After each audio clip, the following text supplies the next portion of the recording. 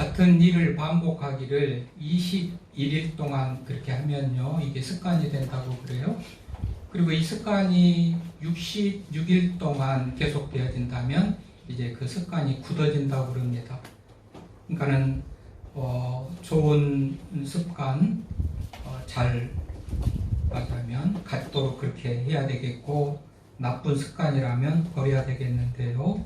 이제 코로나19 동안에 우리가 거리두기를 하고 비대면 그렇게 예배를 드리면서 동영상 예배가 드려질 때 한 2년간 넘게 습관화가 되다 보니 우리 교회는 뭐 다 회복되어 있는 그런 상태입니다만, 대부분 교회 얘기를 듣자면 아직도 영상으로 듣고 현장에 나와서 예배하는 그런 성도들이 아직 온전히 회복되지 않는 그런 상태라고 그래요. 그러니까 습관이 그렇게 중요하고 무섭다는 것을 알 수가 있습니다. 그럼에도 불구하고요, 우리가 이 즈음에 이제 다시 우리가 공동체적으로 모여가지고 모이는 그런 교회의 모습을 이루어가야 되는데요. 물론 교회의 모습 중에서 모이는 교회도 있지만 흩어지는 교회도 있어요. 그게 이제 삶 속에서 예배자로 삶을 살아야 될 그런 어떤 말을 다른 말로 그걸 흩어지는 교회 혹은 삶 속에서 예배자로 사는 것, 이렇게 말할 수가 있는데요. 먼저 우리는 흩어지는 그런 예배도, 흩어지는 교회도 우리가 중요하기는 하지만 모이는 교회가 더 우선 중요하죠. 모이는 교회. 모이는 교회. 왜 모이는 교회가 더 중요할까요? 우선은 성경적으로 우리 하나님께서 삼위일체 연합적으로 모든 일을 하시는 것, 공동체적인 그런 말하자면 그런 것들을 우리들에게 가르쳐 주시고 보여주셨어요. 우리가 우리의 형상을 따라 우리의 모양대로 사람을 만들고 하나님께서 연합하고 공동체적으로 어떤 일을 하셨단 말이죠. 뿐만 아니라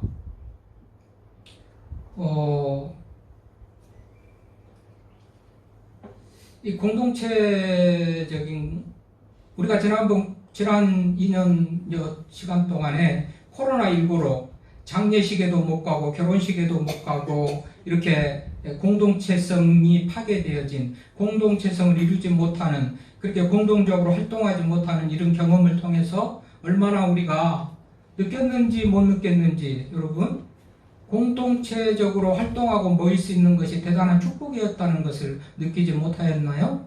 그건 코로나로 인해서 장례식도 결혼식도 이렇게 못하고, 장례식은 뭐 가족들조차도 제대로 참석하지 못하는 가운데 장례를 치렀을 때 이 공동체성이 얼마나 중요한지, 모인다는 것이 얼마나 중요한지를 우리는 느꼈을 거예요. 그러니까 모이는 게 굉장히 중요하단 말이죠. 자, 모임으로써 희노애락을 같이 할 수가 있잖아요. 기쁜 일 나누면 배가 된다고 그러잖아요. 힘들고 어려운 일 나누면 반이 된다고 그러잖아요. 어떤 사람이 시험에 들었으면 권면하고, 만났을 때 힘내, 나도 그랬지만 말씀으로 이겼어, 믿음으로 이겼어 하고 공동체적으로 모였을 때만이 나타날 수 있는 그런 장점, 유익한 것이 얼마든지 많아요. 그렇기 때문에 모이는 게 중요해요. 어떤 큰 일을 당해도 나 혼자 하려고 힘들지만 가족들과 또는 우리 교우들과 함께 나눈다고 그러면 그게 훨씬 가볍기도 하고 또 힘도 덜 들고 외로움도 덜하고, 이런 것들이 모임의 어떤 가치고 중요하다는 것을 우리는 뭐 말할 필요도 없이 다 느끼고 경험하고 살아갈 것입니다. 모임을 통해서 저분은 저렇게 하는구나, 나도 본받아야 되겠다, 배워야 되겠다. 아니 저분은 저렇게 하네, 나는 저 모습은 배우고 싶지 않아, 본받지 말아야 되겠어. 이게 모이는 가운데에 신앙의 성숙함도 있고, 형님이 저렇게 하네, 선배가 저렇게 하네, 저렇게 하는가 보다 하고 따라 배우는 것이 있고, 그래서 믿음이 자라가고 성숙해 가는 거예요. 신앙생활이 성숙해 가는 거예요.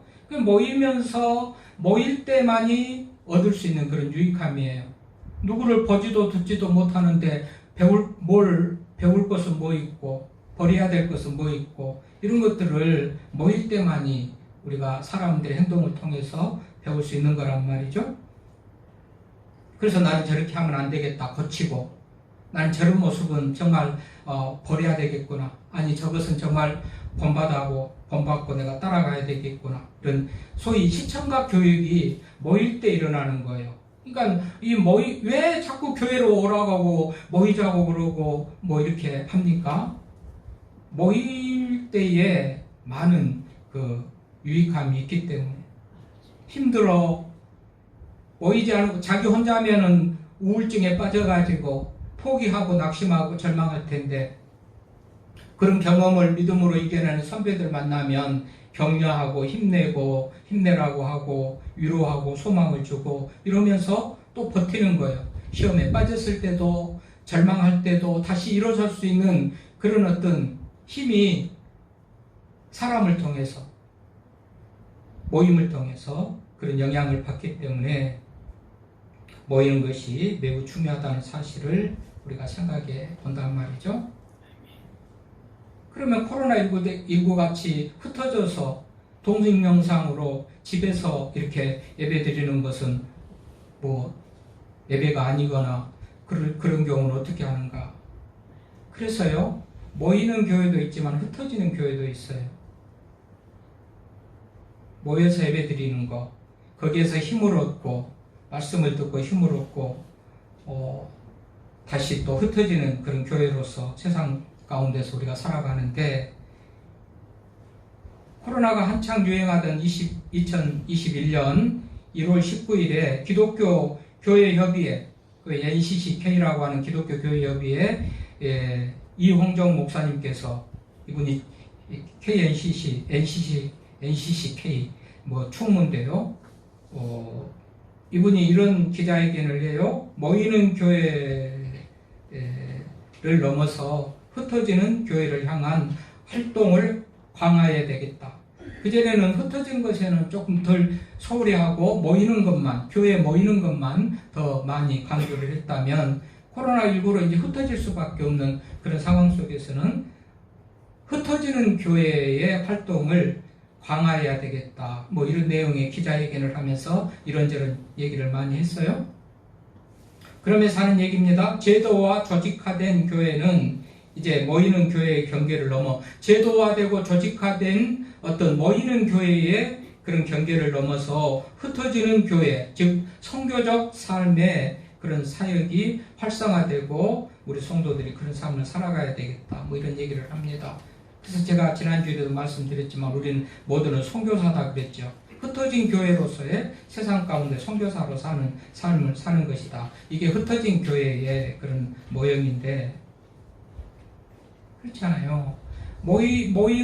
공동체성이 중요하니까 모이자. 이게 모임. 근데 모임이 모임으로만 끝나고 자기 만족이나 자기 봉사 이런 것 때만 스스로 자기만을 위해서 힘을 빼버리고 힘쓰는 것으로 다 끝난다면 결코 바람직한 교회상은 아니에요. 모이는 교회만 가지고는 안 된단 말이죠. 흩어지는 교회가 필요해요. 초기 교회에 많은 박해를 받았습니다. 베드로가 옥에 갇히기도 하고 뭐 스데반이 순교를 당하고 그럴 때 제자들이 사방팔방으로 흩어졌죠. 물론 그 박해로 말미암아 흩어졌는데, 이런 것을 두고도 역사가들은 제자들이 흩어지지를 않으니까, 예루살렘만 있으니까 흩어지지를 않으니까 고난과 박해를 통해서 순교를 당하고 이렇게 해야 흩어지는 그런 상황이 생기니까 그렇게 해서 흩었다라고 할 정도로 흩어지는 것도 매우 중요하단 말이죠. 흩어지는. 여기서 힘을 얻고 나와서 공동체적으로 배우고 듣고 힘을 얻고 소망을 가지고, 그래서 이런 비밀한 진리를 모르는 세상 밖에 나가서 우리가 흩어진 그런 교회로서 그들에게 영향력을 끼치는 것이 매우 필요하기 때문에 우리는 흩어지는 교회도 생각을 하면서 살아가야 되는 것입니다. 요즘에는 뭐 설교도 논증 정말 이론적으로 또는 정말 논리적으로 이렇게 장황한 그런 설교를 한다고 좋아하거나 영향이 있는 게 아니고요. 교인이든지 세상 사람들이든지 이제는 삶을 통한 그런 어떤 살아있는 설교를 선호하고 듣고 싶고 보고 싶어 한다고 그래요. 사실인즉 20년간 설교를 했지만 뭐 별로 변화되고 별로 성장하고 잘하는 거 이런 것들을 정말 보지 못하고 그래서 실망하고 그래서 저도 별로 설교에 수준이 있고 실력이 있으면 거기 맞춰서 또 해나가겠지만 삶으로 보여주는 그런 어떤 설교가 더 중요하다는 그런 관점에서 저는 생활과 삶과 사회와 이런 것들을 다 통합하고 연결시켜 가지고 말씀을 좀 전하려고 그러는데요. 지금 얘기를 못하는 삶이 그만큼 중요하다는 것을 말하는 거예요. 삶의 현장에서 예배자로 살아가는 것이 매일 중요해요. 교회 나와가지고 공동체적으로 모여가지고 찬양하고 말씀을 듣고 교제하고 거기에서 배우고 결심하고 듣고 선배들이 형님들이 저렇게 하는 것을 보고 듣고 나도 세상 가운데서 저렇게 해야 되겠다라는 마음을 가지고 결단하고 나가서 세상 속에서 예배자로 살아가는 것이 매우 중요해요. 그래서 우리가 선교사다, 파송받은 선교사다, 제가 그렇게 말씀을 드린 거예요. 우리 하나님은 보내시는 하나님이에요. 성경님은 딱 보내요. 가라 땅끝까지 가라. 오직 성령이 너희에게 임하시면 너희가 권능을 받고 예루살렘과 온 유다와 사마리아 땅끝까지 이르러 내 증인이 되라. 가라고 그럽니다. 그래서 우리 중에 어떤 분들은 가야 될 텐데 선교도 하고 가서 복음을 전해야 될 텐데 못 가니까는 기도도 하고 물질로 돕겠다라는 그런 분들도 계시는데요. 어쨌든지 보낸다, 가라. 하나님은 예수님을 이 땅에 보내셨죠? 원래 하나님의 본체시로 하늘에 계시는 예수님을 이 땅에 보내셔가지고 하나님의 일을 하도록 보내셨어요. 그래서 예수님께서는 하나님처럼 사셨어요. 그래서 빌립이 아버지를 보고 싶다, 보여달라고 그랬더니 예수님께서 나를 본 자는 아버지를 봤고 그래요. 나를 본 자는 아버지를 봤다라는 것은 나는 하나님처럼 살았다, 아버지 하나님처럼 살았다 그 말이에요. 예수님이 이 땅에 오셔가지고 하나님처럼 사셨어요. 그래서 나를 본 자는 아버지를 봤다 그렇게 말합니다. 그 예수님께서 우리를 또 보낸다 그렇게 말씀하시는 거예요. 오늘도 본문에 보니까 아버지께서 나를 세상에 보내신 것 같이 나도 그들을 세상에 보내고 요한복음 20장 바로 뒤에 있으니까 20장 21절 찾아서 2장 3장 넘기면 20장 21절인데 거기도 보면 부활하신 예수님께서 제자들에게 나타나셔가지고 20장 21절입니다. 예수께서 또 이르시되 너희에게 평강이 있을지어다. 아버지께서 나를 보내신 것 같이 나도 너희를 보내노라. 어디에 보낸다는 겁니까? 세상에 보내는 겁니다. 어떻게 뭐하라고 보내는 겁니까? 하나님의 모습, 하나님처럼 살아서 예수님처럼 살아서 결국은 하나님의 삶을, 하나님의 영광을 나타내 보이라고 보내신다는 거 아니겠습니까? 그래서 하나님을 보여준 사람, 오늘 설교 제목이 거기에 나옵니다. 하나님을 보여주는 사람. 우리가 하나님을 보여주는 사람이 돼야 된단 말이죠. 예수님이 하늘에서 이 땅에 보냄을 받아가지고 사는 그 모습을 빌립에게 말하기를 나를 본 자는 아버지를 봤다. 나를 본 자는 하나님 아버지를 봤다. 그건 예수님이 하나님이 이 땅에 오셨으면 이렇게 살았을 것이다 하는 삶의 모습으로 살았다는 거예요. 그래서 나를 본 자는 아버지를 봤다.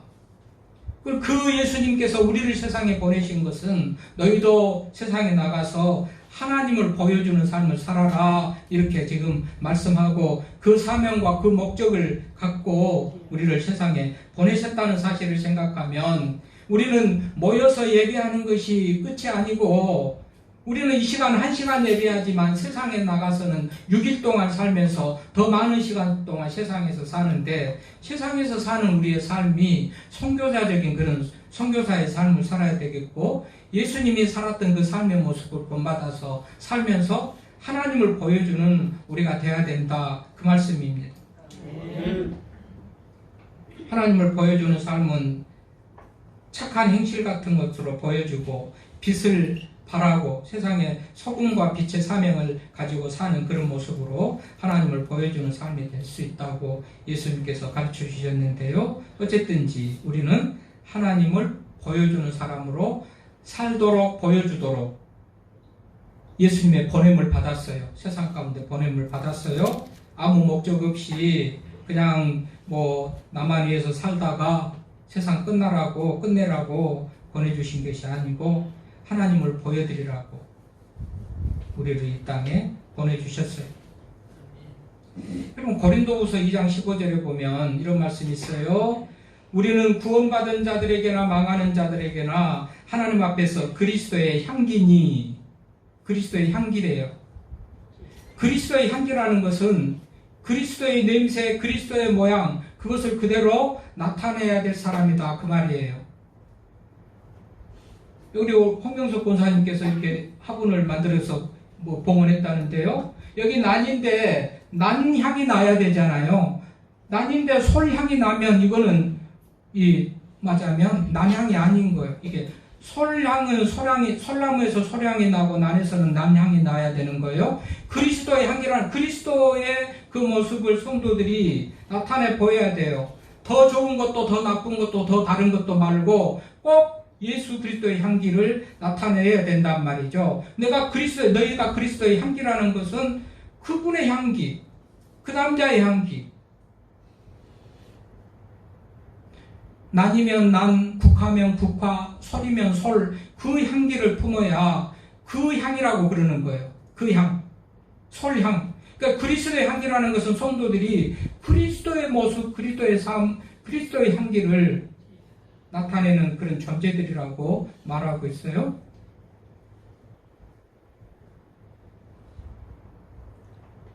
하나님 앞에서 우리들이 그리스도의 향기래요. 그리스도의 향기, 그리스도의 모습, 그리스도의 냄새, 그리스도의 모든 가르침을 그대로 나타내 보이는. 또한 고린도후서 3장 3절에 보면 그리스도의 편지래요. 너희가 그리스도의 편지, 그리스도의 편지, 그리스도의 편지, 그리스도의 뜻, 그리스도의 명령, 그리스도의 계획이 편지 내용은 쓴 사람하고 내용이 다 똑같아야 되는 거잖아요. 그리스도의 편지, 내가 이렇게 말하고 내가 이렇게 썼는데 변질된 편지, 다른 내용을 가진 그런 편지는 그리스도의 편지가 아니죠. 다른 사람의 편지죠. 이제 그리스도의 편지라는 것은 예수님이 그대로 기록하고 말씀하고 명령하고 가르치는 그 모든 내용이 변질되지 않고 1.1획도 다르지 않는 그 내용 그대로의 편지. 우리가 그렇다는 거예요. 그리스도의 편지. 그러니까 우리는 그리스도의 가르침이나 그리스도의 모습이나 전혀 이게 다른 모습을 가지면은 그리스도의 향기도 안 되고 그리스도의 편지도 아니에요. 내용 그대로를 간직하는 것이 그리스도의 편지예요. 내가 가지고 있는 편지가 내 삶의 모습이 그리스도하고 전혀 닮지 않았다라는 것은 문제가 있는 거예요. 또한 고린도후서 5장 20절에 보면 그리스도를 대신하여 사신이 되어 그리스도를 대신한 사신, 심부름꾼, 대사, 전달자예요. 심부름꾼이에요. 대사. 대통령이 시계 갖다 줘라 했는데 내가 더 좋은 거 다이아몬드가 더 좋다 생각해가지고 내가 다이아몬드를 갖다 준다. 이건 대사의 자격이 없습니다. 대사는 그대로 이거 갖다 줘라 하는 그 내용을 그대로를 더 좋은 것도 안 돼요. 2개, 3개도 더 보태도 안 돼요. 그대로만. 그것이 나쁜 것일지라도 쓰레기일지라도 갖다 주라는 심부름을 그대로 갖다 주는 사람이 대사예요. 이게 전달자이고 심부름꾼인데 우리를 대사라고 그래. 사신, 대사. 엠베서던 말이지만 대사. 이 대사라는 거예요. 그러니까 우리는 그리스도의 대사, 편지, 향기는 예수님의 모습을 그대로 받고 그대로 나타내는 사람이라는 거죠. 이게 삶 속에서 예배자로 살아가야 될 그런 삶의 어떤 이 태도예요. 저는 지난 주간에 이런 사람을 하나 발견했어요.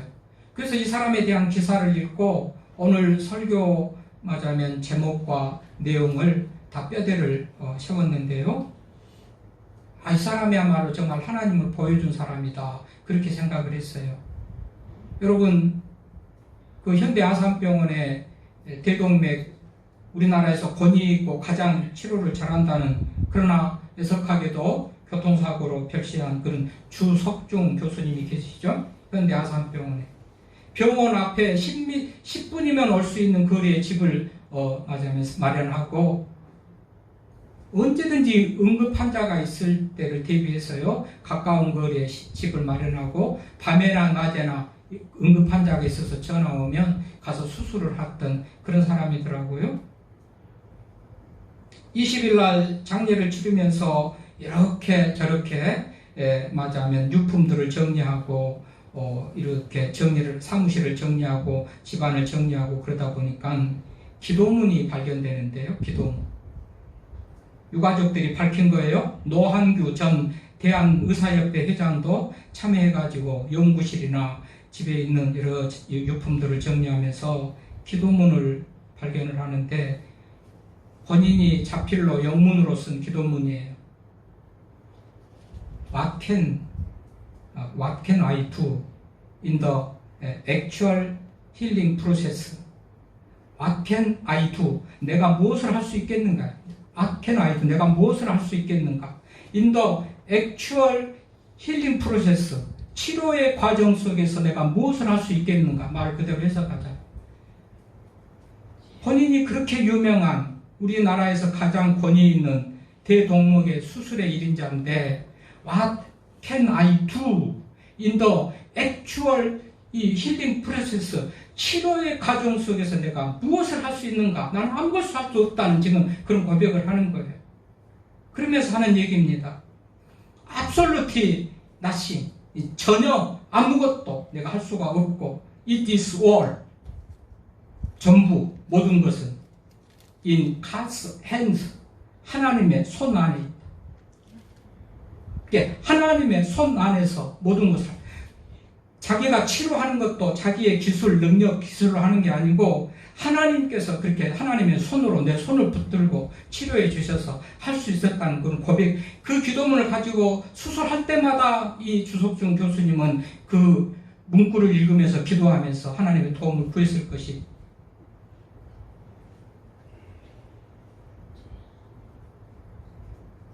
이분이 돌아가시고 나니까 이제 그분에 대한 그런 어떤 아름다운 얘기들이 많이 나오는데, 송파구 주님의 교회, 김하수 목사님 담임하는 주님의 교회 나가는 집사더라고요.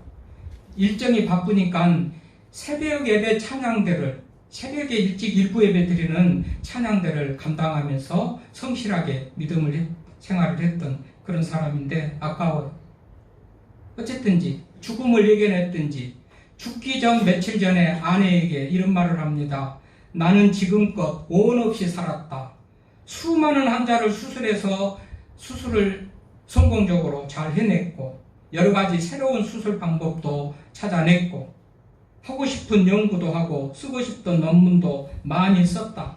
하나님께서 내려주신 소명을 다한 듯하여 감사하고 행복하다. 하필 며칠 전에 소명을 다한 듯하여 감사하고 행복하다 말을 아내에게 남기고 죽으려고 그랬는지 그렇게 애석한 그런 사고로 죽음을 당했어요. 그러니까 이분이 돌아가시고 난 다음에 회자되는 그런 얘기를 보니까 정말로 이분은 하나님을 보여주셨구나, 예수님처럼 사셨구나. 10분 거리에 집을 얻어놓는 것도 위급할 때 빨리 가서 환자를 돌보려고 얼마나 분주하고 환자를 돌보는데 심혈을 기울였는지, 서랍을 열어보니까 뜯지 않은 스프 봉지가 많이 있더라는 거예요.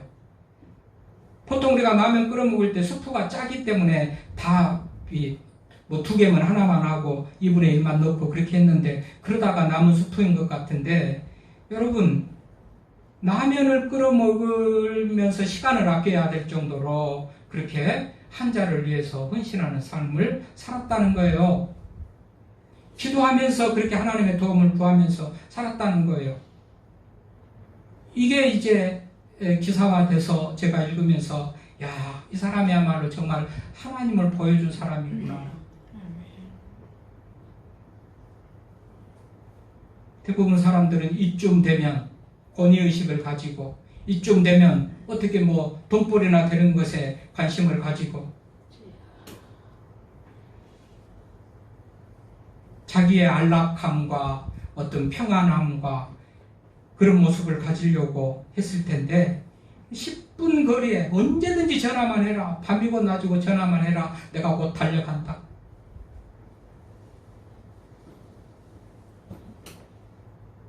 생명을 살리는 일은 내 소명이고 책임이다. 예수의 사랑을 가지고 그런 환자를 돌보는 의사였구나. 이 모습을 생각해 보니 그가 참 하나님을 보여줬다. 우리의 존재의 목적, 삶의 이유를 물으신다면, 나는 예수님으로부터 이 땅에 보냄받은, 세상에 보냄받은 선교사다.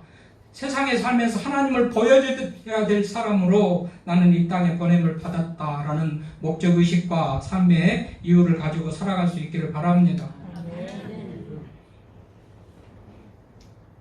마태복음 5장 16절에 이같이 너희 빛이 사람 앞에 비치게 하여 그들로 너희 착한 행실을 보고 하늘에 계신 너희 아버지께 영광을 돌리게 하라. 나도 너희를 세상에 보낸다. 오늘도 말씀을 듣고 세상에 나가서 6일 동안 살다가 또 주일 맞이하면 교회에 오실 여러분들, 일주일 동안 세상에 사는 동안에 예수님처럼 사십시오. 예수님처럼 사는 모습을, 예수님께서 나를 본자는 아버지를 봤다. 이게 하나님을 보여주는 삶이에요. 예수님이 사셨던 삶은. 그래서 우리가 예수님을, 하나님을 아무도 본 사람이 없지만 하나님의 존재를 믿고 하나님은 이런 분이라는 것을 어렴풋이나마 기억하면서 살아가요. 예수님이 그렇게 보여주시고 말씀하셨기 때문에 그렇죠. 일주일 동안 세상 살아가는 동안에 하나님을 보여주는 삶으로 사는 우리 모두가 될 수 있기를 바랍니다.